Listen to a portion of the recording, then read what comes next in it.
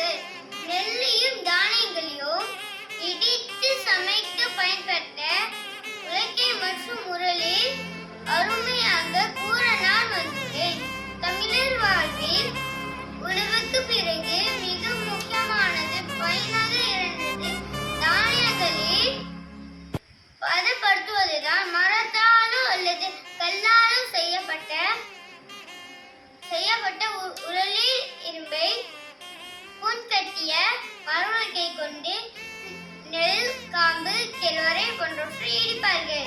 இயந்திரிகளை அரிசியை இருமிட்டு திட்டும் போது அதில் உள்ள உயிர் சத்தினை தவிடு முழுமையாக நீங்கிவிடுகிறது. ஆனால் அதில் உள்ள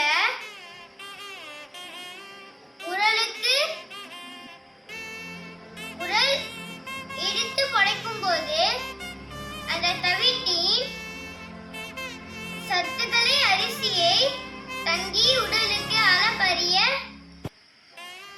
வாழ்வை கொடுத்தனர்.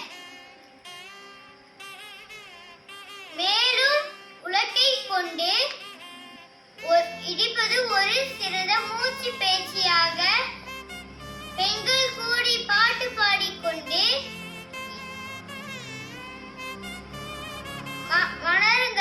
அவர்களின் மன அழுத்தத்தை போக்கும் மருந்தாகவும் அமைந்தது. உரலும் உலக்கையும் வரும் சமையல் கருவிகள் அல்ல, அவை தமிழர்களின் உடலுக்கு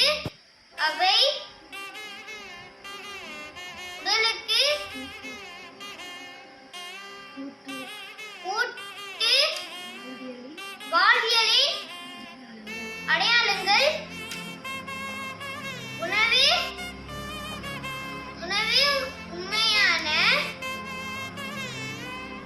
சத்துக்களை வீணாக்காமல் உட்கொள்வதுதான்